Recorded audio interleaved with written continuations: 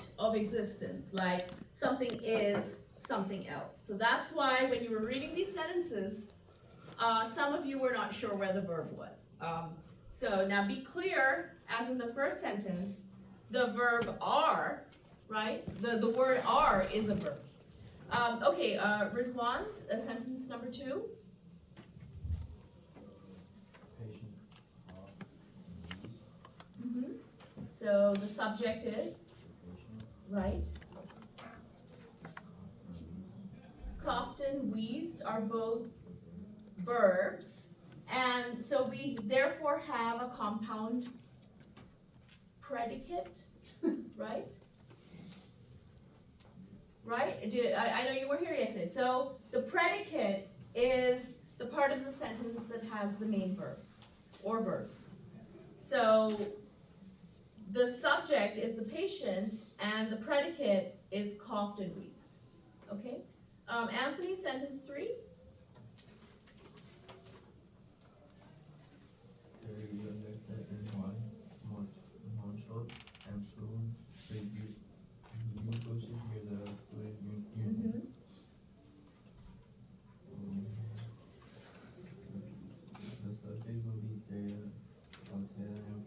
Mm-hmm. And the verb would be mulched and pruned.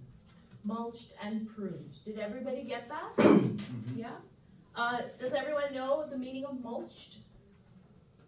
Can you guess what it means? Do you know what mulch is? That's what? That's munch when you eat. I'm talking about mulch. Is that thing where it goes in the garden? Yeah, right. You know, all that fertilizer and chopped compost and that mix that you put near your plants in the soil to, you know, enrich it and help it grow. So that's mulch, and the act of doing that is mulching, right? Pruning. Do you all know what is pruning? What does that mean? Does it mean like dry something? Use of the plant. Use of the plant to like allow it to grow better. Yes. It's basically trimming your plants, leaves, you know, flowers or dead branches. That's pruning. Okay. Good. Okay. Let's see. Where were we? The next one, number 4. And Asian history or like the subject is here. Math and Asian history is the simple subject. Well, is it a simple subject, or is it simple, or is it a compound subject? It's a compound subject. Math and Asian history is the compound subject, and the predicate? Right, are is the verb, and as we saw yesterday, that would be the simple predicate. And what about the complete predicate? What's the complete predicate? Correct, right? So the verb and everything after the verb, that's the complete predicate. Okay, very good. Sentence 5, Kenny, you want to take that one? Let's see, the conscientious librarian catalog and shelf the shipment of new books. Mm-hmm. Let's see, the subject will be librarian, Very good, yes. and verbs will be catalog and shelf. Good, and This will be a compound predicate. yes, it would be. You're right. It would be a compound predicate because you have 2 verbs joined by a conjunction, right? Cataloged and shelved. Let's just go back to the subject, the conscientious librarian. Does everybody know the meaning of the word conscientious? Anyone can tell me? Have you heard that word? Conscientious, right? So you know the word conscience? Okay, so that's like our inner voice telling us what's the right thing to do. So the word conscientious comes from that word conscience. A conscientious person is somebody who's very meticulous and diligent about, making sure that they get everything that they're supposed to do, they get it done. You can have a conscientious student would be somebody who, always does their homework, submits assignments on time, makes sure that their work is, good quality. So the conscientious librarian, obviously is somebody who's very particular about making sure all the books are arranged in the right way, they're in the right place, and that's what you have in this sentence. Okay, let's see. Samuel, did I call on you already? I don't think so. So how about sentence number 6? Soda or tea would taste good right now. Mm-hmm. I don't know. Cause I don't know. Not sure? Yeah, I'm not sure about Okay, so let's look at the subject. Do you remember the definition of subject? The subject is the person or the thing that's performing an action and comes before the action word. Or. What? Or. Or. What? Okay, so what part of speech is or? Oh. Do you remember? What we discussed, fanboys? Do you remember the O is for or? So or is joining what? Soda and tea. Soda and tea, right? So you have soda is a noun, it's an object, right? It's a thing. Soda or tea would be the compound subject, okay? And where is the predicate or the verb? Would it taste good? Would taste good right now. So the verb is Taste good? just taste. Oh. Yeah. To taste, right? To taste something, it would taste good right now. Any questions about that sentence? Okay, so the verb is taste. Now you see there's a word before taste, would. Okay, so you know that we have in English, you sometimes will have a helping word before a verb. So if you just take a simple verb like eat, you can also say that I have eaten something. So these words that come before the verb usually indicate something about the tense or the mood or the time frame, or in this case, probability, like it would be good, it might be good to have soda or tea, right? So these helping words just give another dimension to the meaning of the verb, okay, or the tense in which it's being used.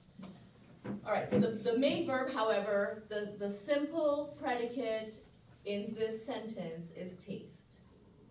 Okay, so let's look at sentence number 7. Amy, do you want to try that one? Mrs. Perry, our class collected these items and made them into collages. Mm-hmm. Simple subject is Okay, can you speak up? I can't hear you. simple subject is Clary. Okay, now remember, yesterday we had a few similar sentences. Do you remember Barb's graduation pictures? Do you remember that sentence from yesterday? This is a similar type of construction. So let's look at it again. Mrs. Cleary's art class collected used items and made them into collages. So let's try to identify the subject here. Now, Mrs. Cleary, if it was Mrs. Cleary collected used items, then Mrs. Cleary would be the simple subject. But in this sentence, Mrs. Cleary is not the one performing the action. So, Art class. the class, right, the art class is what is performing the action. Are you all clear on that? Don't get confused by possessives and think that the possessive is the main subject, because it isn't. So in this case, it's the art class. And what about the verbs, the simple verbs? Finish the sentence. Collages. Collage, okay. Does everyone know what a collage is? Yeah. Collage? Yes. Okay, you stay on College Bridge, okay? You can join in later when you finish. So a collage is a type of art. You see it commonly with photographs, when you take a whole bunch of photographs and arrange them in some kind of pattern on a piece of paper. That's a collage. So in that case, a collage is really not an action word, right? It's not, it's static, it's an object, it's a noun. So where is the action word in that sentence? Anyone? Collected. So Mrs. Cleary's art class, what did they do? They collected used items and made them into collages. So you have what? What kind of predicate do we have? Now, this is another example of a compound predicate, because there are two verbs, okay? So, again, be clear on what the noun is and what the subject is and what the verbs are. Okay, any questions about that sentence? All right, Lilani, let's look at sentence number 8. Let found and back 20 specimen for his biology assignment. Mm-hmm. The subject is let, Good. and the simple verbs are found and bagged. Found and bagged, okay? Quite straightforward. Jerusha, number 9. Mary, Lou, and Bonnie, known and rape the big man. Mm-hmm. Subject is Mary, Lou, and Bonnie, Mm-hmm. and then known and rape as a verb. Are the two simple verbs, right? Okay, I think that's quite straightforward. Number 10, Scarlett. You wanna try that? Yeah, sure.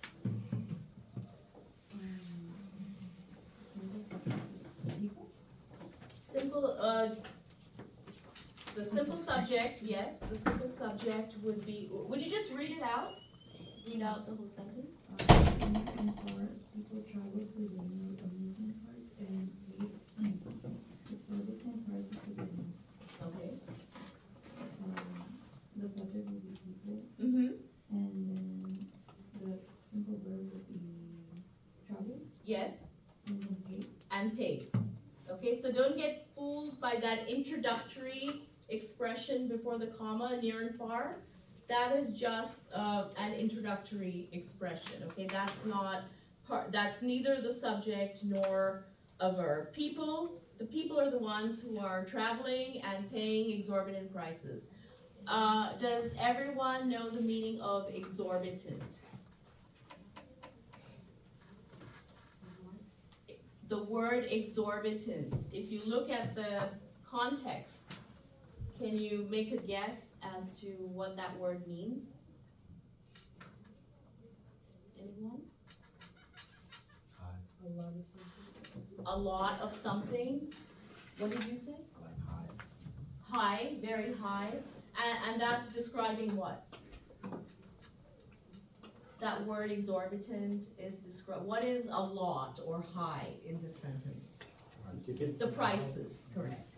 Okay, so exorbitant here is, it's what part of speech?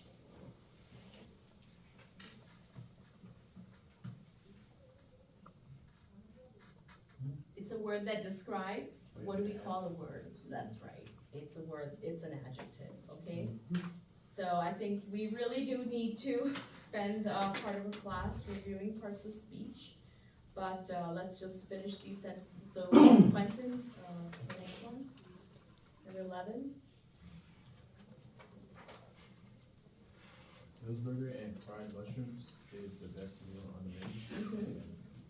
Pillsbury and fried mushrooms are the subject. Yes, And is the verb. good, very good, okay. I asked somebody what a Hillsburger is, does anybody know? The verb. Some kind of burger, but I haven't heard of a Hillsburger. Okay, all right, let's try to finish the next 4 before the bell rings today. So, back to you, Tyree, number 12. Francisca washes and waxes her neighbor's car every month. Mm-hmm. Francisca is the subject, and washes and waxes is the verb.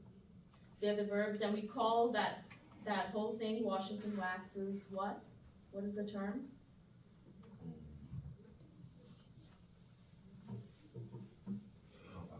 Compound predicate, right.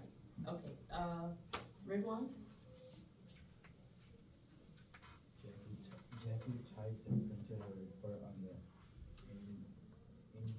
Inuit. Inuit, Alaska. Mm-hmm. Jackie's one subject. Yes. Typed in printed as verb. Yes, so Jackie is the simple subject, right? And typed and printed would be, what's the term? Compound predicate, yes, okay. All right, Anthony, number 14? I painted and decorated my bedroom over summer break. Okay. Painted and decorated the subject, the button is a verb. Okay, let's look at that again. Now, remember, the subject is going to be who or what Oh, is the bedroom. doing the action. So, what are the actions? Painted and decorated. Painted and decorated are, yes, they're both verbs. The who or what is doing the painting and the decorating? I. Okay, so I is the, Subject. yes, okay? In this sentence, if I say I painted my bedroom, I is the subject, painted is the verb, bedroom is what we call, anybody? The object. Okay, but we haven't reviewed that. So just know that whatever the recipient of the action is the object. Okay, and then we'll look at the last one, number 15, ha. For short of Ms. remembrance of her instruction and unfortunately and denied merging. Okay, The short is subject the subject is stroke. Okay, and broad is verb. brought is the verb, And Good morning, Alfred High School. and Would everyone ended please is rise for the another Pledge verb. of Allegiance?